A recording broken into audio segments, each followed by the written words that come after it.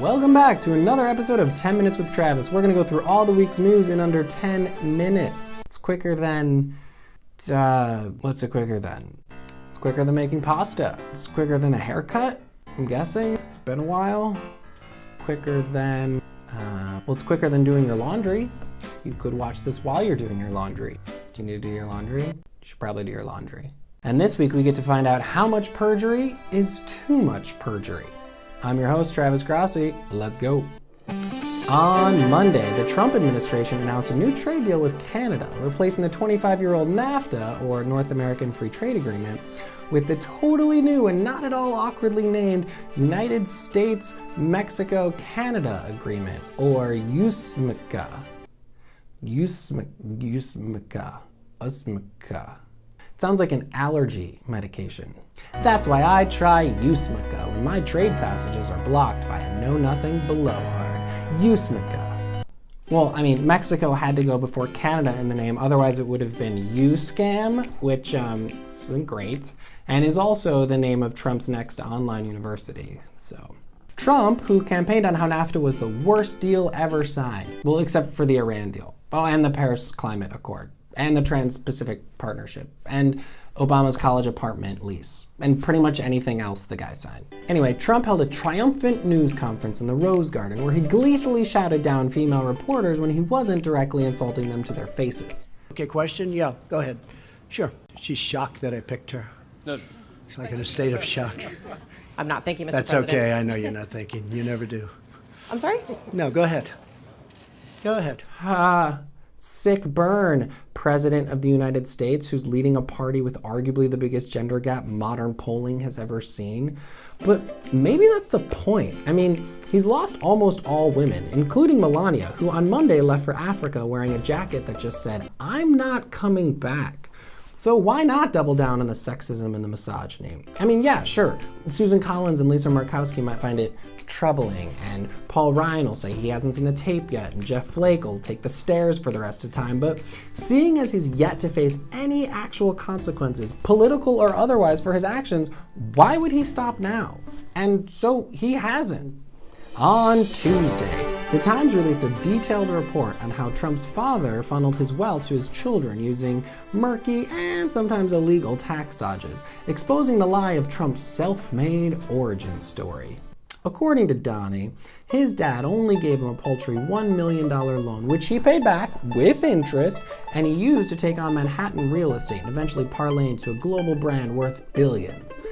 In reality, what actually happened was Trump's dad put him on the payroll when he was in diapers, made him a millionaire by the time he was 8, and continued to give him millions of dollars every year through his 40s and 50s.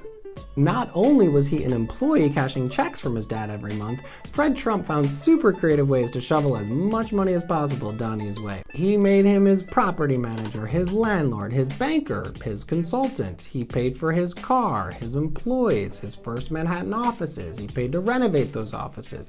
He gave him 3 trust funds. 3 trust funds. And he still filed for bankruptcy 6 times. And look, no one's begrudging a rich dad giving his son tons of money and opportunity. Just a quick side note to my dad, I'm fine with 1 trust fund. Just the 1 would be okay. It worked out for the Kennedys, but the thing is, they never pretended otherwise. I mean, one of JFK's most famous quotes was, "For of those to whom much is given, much is required." Trump's most famous quote so far is about assaulting women because, quote, "when you're a star, they let you do it." The problem here, the problem everywhere, is the lying, the cover-up, and the possible crimes. So your dad gave you almost $500 million to cover those 6 bankruptcies. Who cares? Republicans love bankruptcy, especially moral bankruptcy. And if your family paid back half of the back taxes they owe, you could probably build that wall you're always talking about. On Wednesday, all of America got a presidential alert from the new National Wireless Emergency Alert System. It was only a test, though, because a real presidential emergency would be Trump not being able to find the remote. Also on Wednesday, we found out the FBI seemed to be close to wrapping up its investigation into Dr. Ford's allegations that Brett Kavanaugh sexually assaulted her back in high school.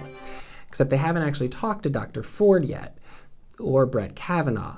All right. So basically what they did is they opened Brett Kavanaugh's calendar and looked for attempted rape. But all they found were Beach Week and lifting weights with PJ and Skeet Skeet and Rapey Ralph, so case closed. This hasn't stopped multiple people who knew Kavanaugh back in high school and later at Yale to come forward and tell everyone what a booze hound BK Broiler was back in the day. I mean, we heard stories of bar brawls and puking, and one friend described Brett as the guy at parties always, quote, holding up the wall. And these are Republican and Democratic friends alike, people who weren't going to say anything until they saw Kavanaugh lie over and over again to the Senate Judiciary Committee about easily provable things like the definition of boofing and Devil's Triangle, which turns out is not a drinking game, but in fact is what Lindsey Graham, Mitch McConnell, and Paul Ryan call their boys' nights out. I'm kidding. It's a threesome.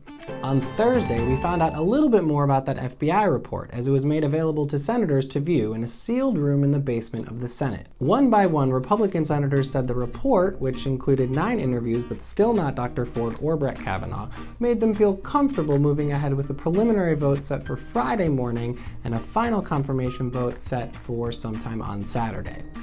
Protesters swarmed the Capitol building, hoping to influence the 3 undecided Republican senators, Susan Collins, Lisa Murkowski, and Jeff Flake, who've all said encouraging things about the investigation, but have yet to say exactly which way they'll be voting, even though we're all pretty sure they're going to vote to confirm it.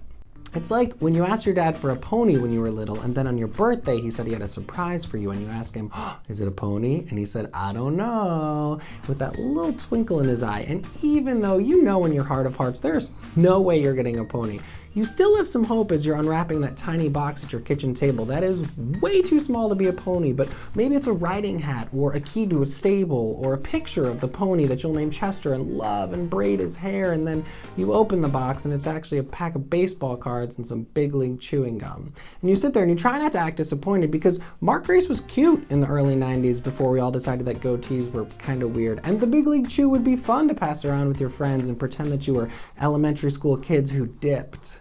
So I guess blocking Kavanaugh is like the pony we'll never get. The pony we knew we were never gonna get, because turns out, no matter how many lies or insults or crazy conspiracy theories he spouted off in front of the Senate Judiciary Committee, just like Mark Grace, he's a celebrated white guy who's able to keep on winning despite his very serious drinking problem.